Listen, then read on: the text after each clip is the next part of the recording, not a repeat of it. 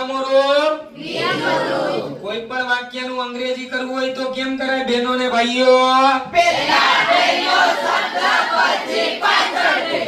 પહેલો શબ્દ અને પછી પાછળથી. પહેલો શબ્દ કોણ છે? તો કે રામભાઈ. ચલો રામભાઈ ને અંગ્રેજીમાં શું કહેવાય? રામભાઈ. ઓકે, પાછળ જાવ. કોણ મળ્યું? ચાલુ કર્યું. ચાલુ કર્યાની પાછળ બંધ બેસતું હું લાગે એટલે મૂળ શબ્દ મળે ચાલુ કરવું, જેને ઇંગ્લિશમાં કહેવાય સ્ટાર્ટ. ઓકે, પણ સાહેબે કીધું કે ભાઈ અહીંયા ઈડી લગાડવાનું છે V2 એટલે ચલો આ ઈડી લગાડ્યું અને શબ્દ થઈ ગયો સ્ટાર્ટેડ. થોડાક આગળ આવો. કોણ મળ્યું? પંખાને અંગ્રેજીમાં શું કહેવાય?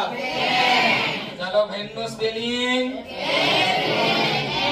વાક્ય પૂરું છેલ્લે કેમ બચે? એક વખત બધાય વાંચો છે બેટા. ખબર પડી? વાક્ય ના?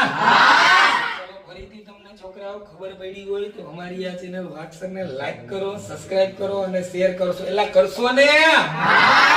ચલો વાક્સર તરફથી બધા બાળકોને ક્રાંતિકારી એક જ મિનિટ ક્રાંતિકારી જય ભારત કહેતા પેલા એક સરસ મજાની કડી હો. ટણંગ નંગ નંગ નંગ નંગ ટણંગ નંગ નંગ નંગ નંગ ટણંગ નંગ નંગ નંગ નંગ ટણંગ નંગ નંગ નંગ નંગ બોલો જીએ.